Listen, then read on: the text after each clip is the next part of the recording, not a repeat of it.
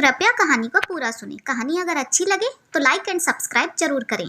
मुझे खीर बहुत पसंद थी, इसलिए मैंने सुबह उठते ही रात की बची हुई खीर खा ली और स्कूल जाने के लिए नहाने चली गई। जैसे ही नहाकर बाहर आई, माँ ने एक तमाचा मेरे गाल पर जड़ दिया। क्यों रे, तूने खीर खाई है? तुझे पता ना था खीर भाई खाएगा? पर माँ, खीर तो मुझे भी बहुत पसंद है, अकेले भाई को थोड़ी।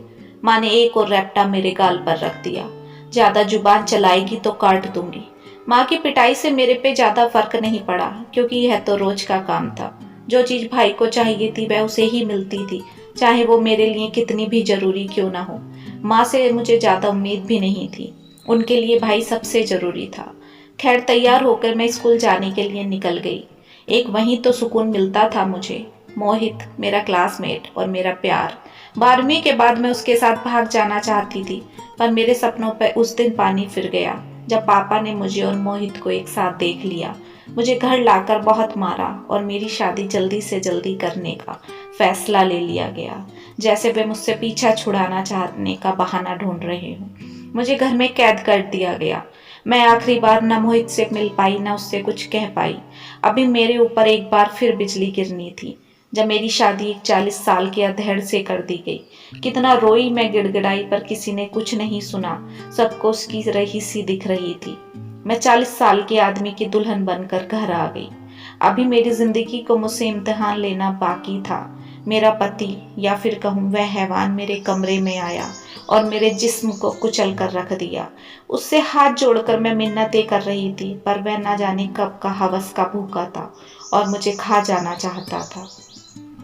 मैं सारी रात दर्द से रोती रही और सुबह उठकर मेरी सास और नंद ने साफ लफ्जों में मुझे समझा दिया, 1 साल के अंदर उन्हें वारिस चाहिए। मेरे होठों पर खामोशी थी, मगर मेरे अंदर एक शोर पल रहा था।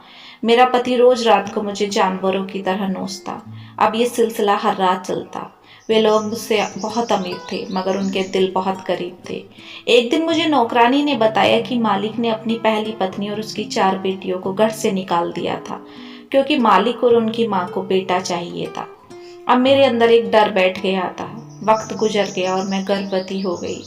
थोड़ी मेरी हालत में सुधार हुआ। मेरा पति और मेरी सास मुझे अब कम जलील करते, मगर हर वक्त मेरे आगे बेटा बेटा होता रहता। 9 महीने बाद मैंने एक बेटी को जन्म दिया।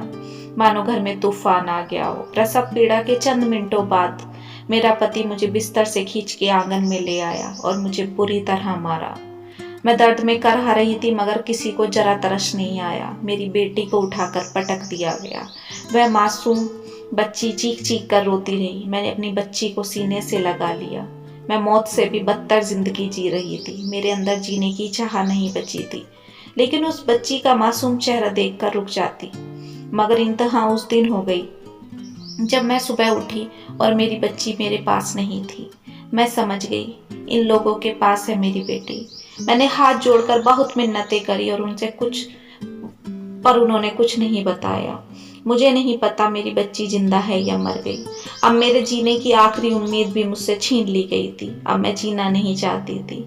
मैंने मरने का फैसला कर लिया था, लेकिन आखिरी बार मोहित से बात करना चाहती थी। मैंने मेरी पुरानी संदूक से अपनी किताब निकाली, जिसमें मोहित का नंबर लिखा था। मैंने मोहित को कॉल लगा दी। मोहित की आवाज़ सुनते ही मेरी आंखों में आंसू आ गए, क्योंकि जीवन में एक वही तो था जिसने मुझे प्यार दिया था। मोहित मेरी हेलो से ही मेरी आवाज़ पहचान गया। मैंने उसे अपनी सारी आप बीती सुनाई। मोहित, ये मेरी और तुम्हारी आखिरी बात होगी, मुझे माफ़ कर देना। लेकिन उसके बाद मोहित ने जो कहा, उससे मेरी ज़िंदगी बदल गई। कविता, मैं तुम्हें आज भी प्यार करता हूँ और आज भी इस हालत में तुम्हें अपनाने को तैयार हूँ। लौट आओ अपने मोहित के पास। मेरे जीवन में एक बार फिर रोशनी की किरण जागी और मैं घर छोड़कर भाग गई। आज मेरी और मोहित की शादी को 10 साल हो गए। मुझे मोहित से प्यार और सम्मान दोनों मिले।